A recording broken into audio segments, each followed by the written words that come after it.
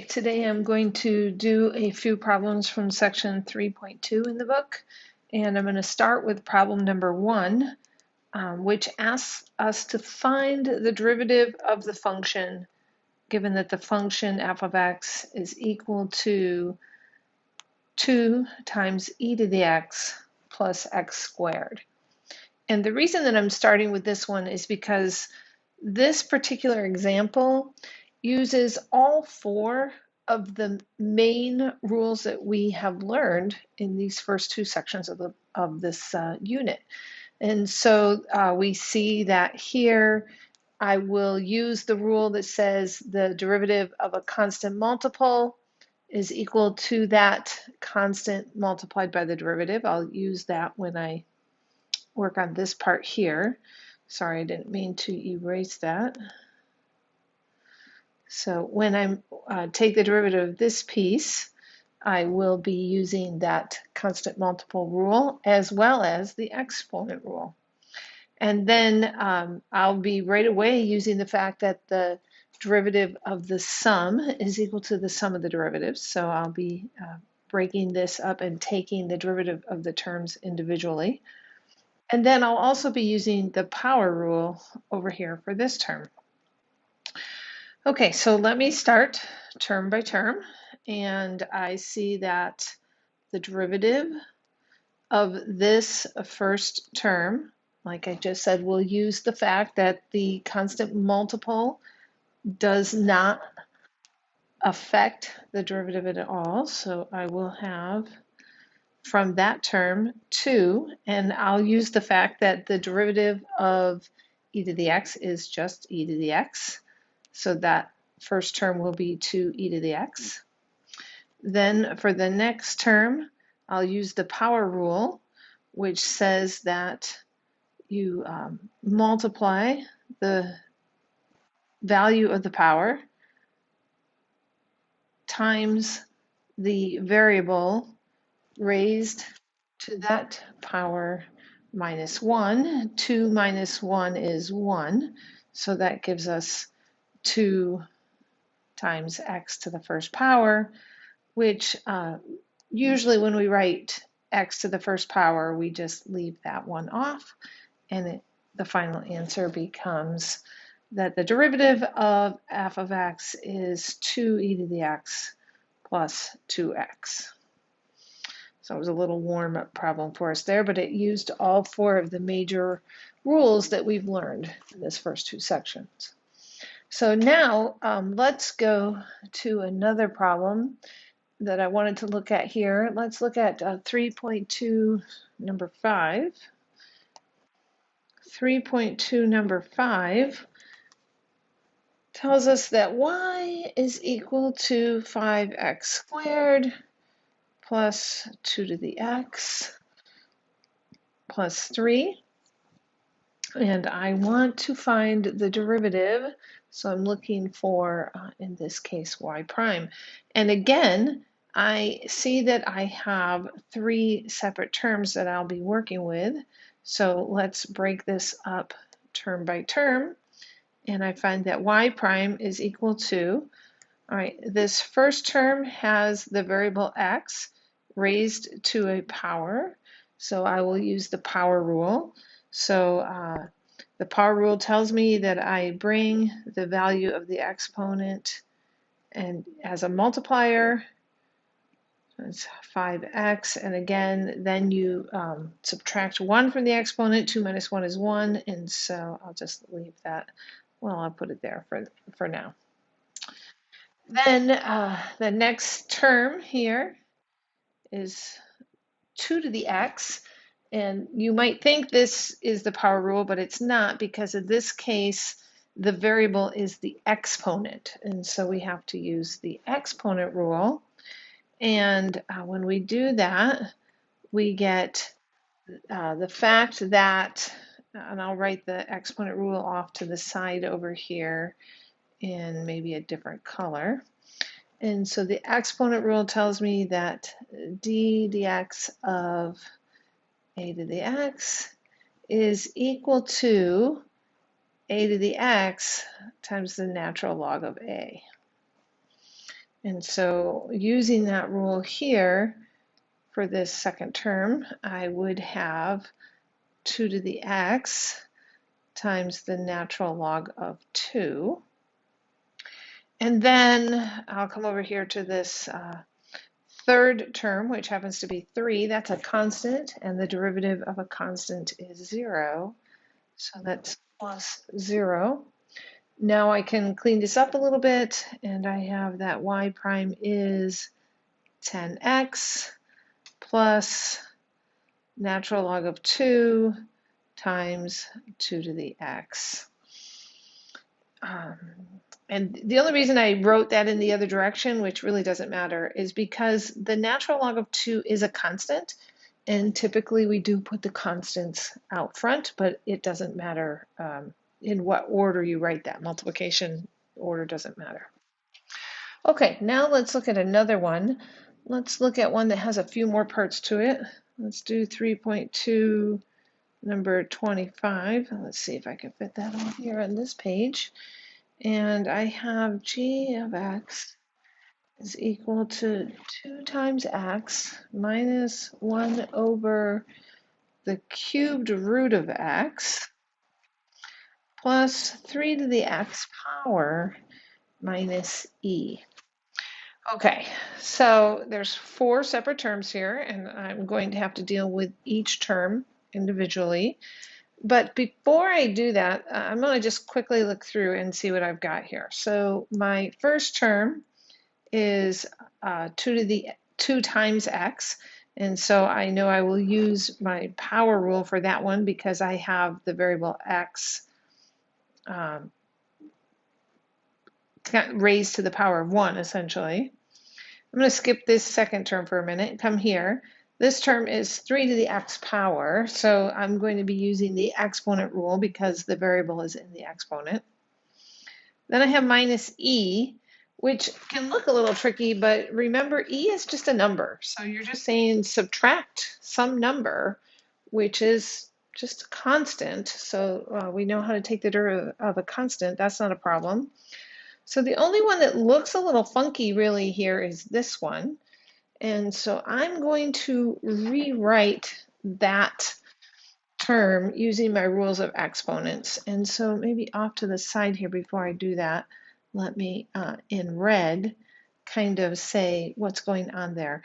So I know that the cubed root of x can be rewritten as x to the 1/3 power. So that'll be helpful.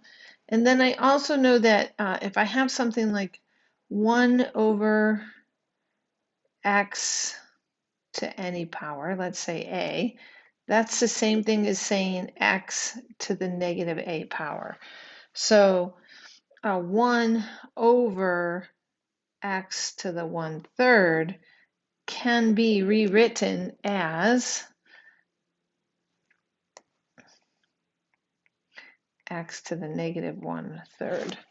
And I'm going to use that because now I see I have a variable x raised to some power, which means that I can use the power rule. So let's go back up and rewrite g of x now.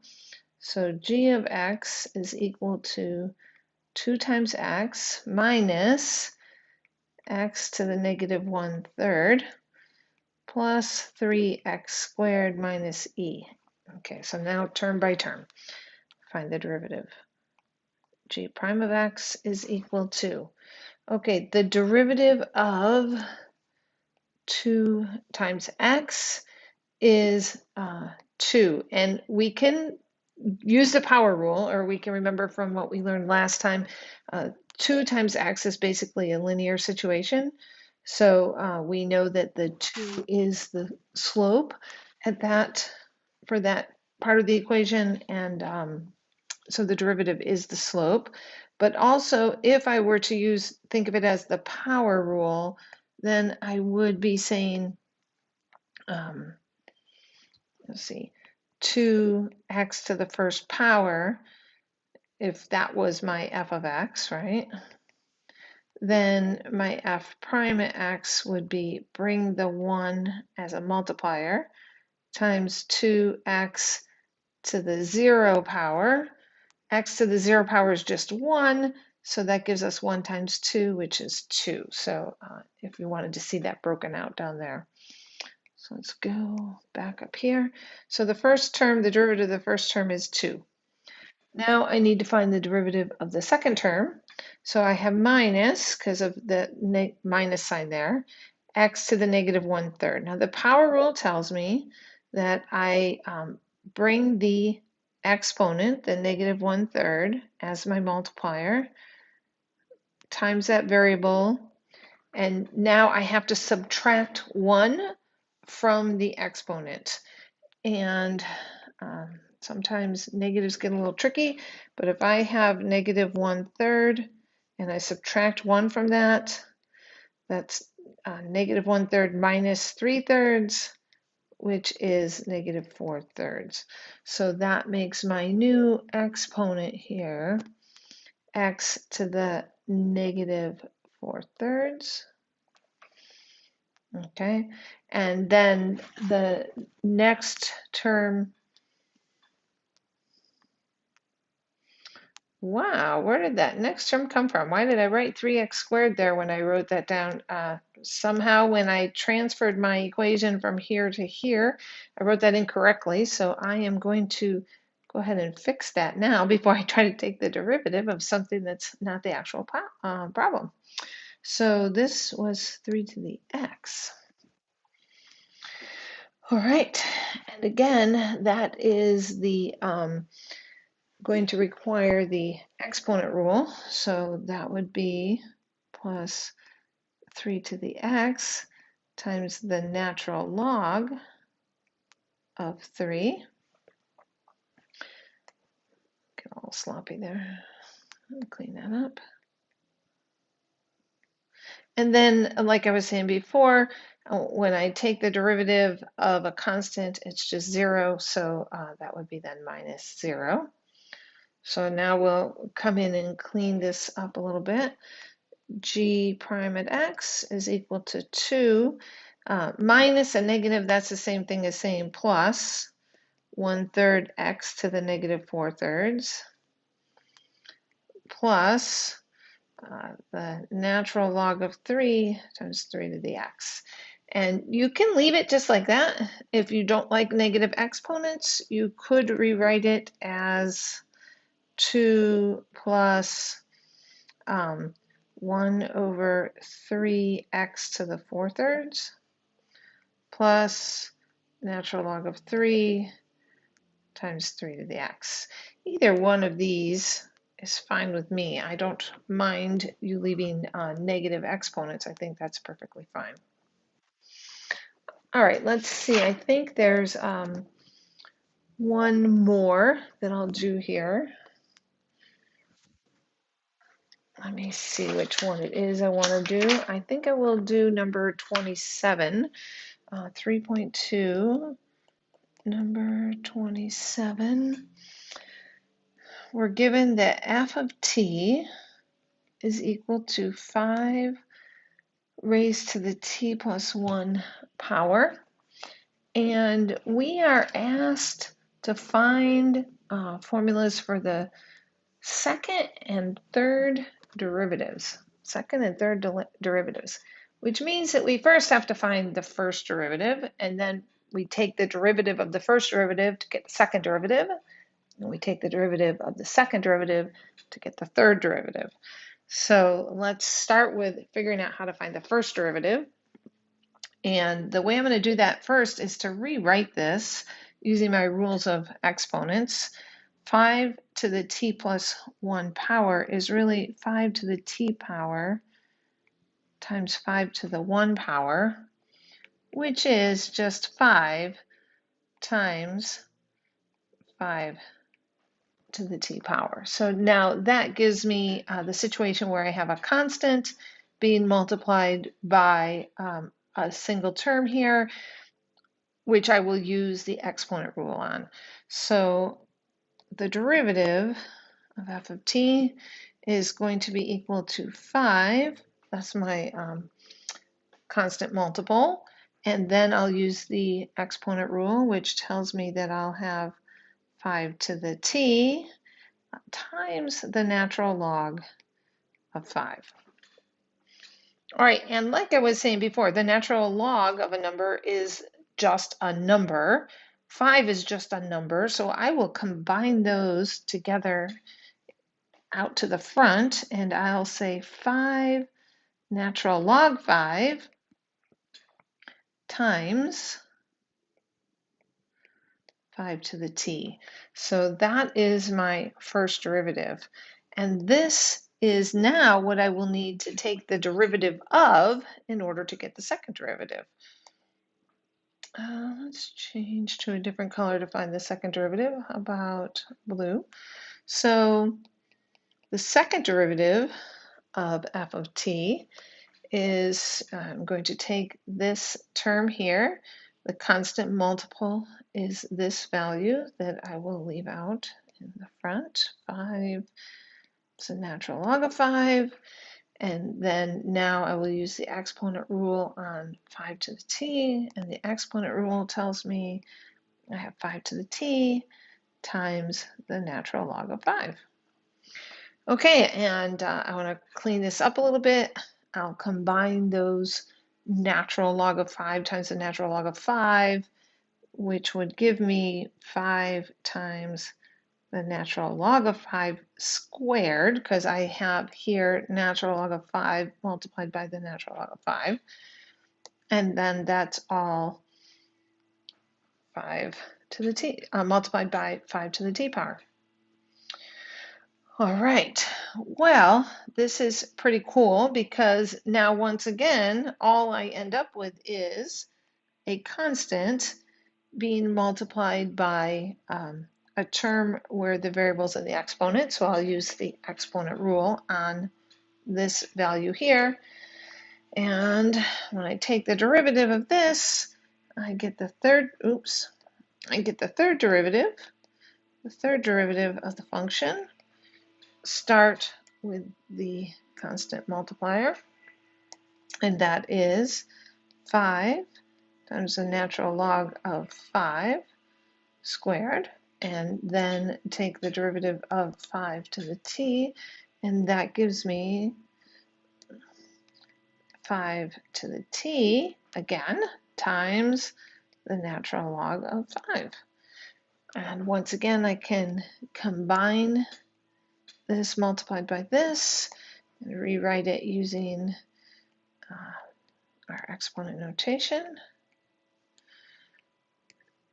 And my final result is that the third derivative is 5 times the natural log of 5 cubed times 5 to the t power. Now, remember back here, when I had 5 to the t plus 1, I broke that up to be 5 times 5 to the t power. And so once again, I have 5 times 5 to the t power. So I can rewrite this as the natural log of 5 cubed times 5 to the t plus 1. Now, do you have to? No.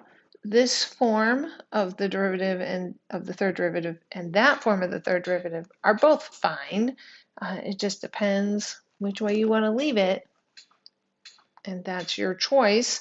Sometimes the book will give a solution one way or the other, and if you want to know if your solution is the same, you need to know if that manipulation will produce the other result. And otherwise, that's it. All right.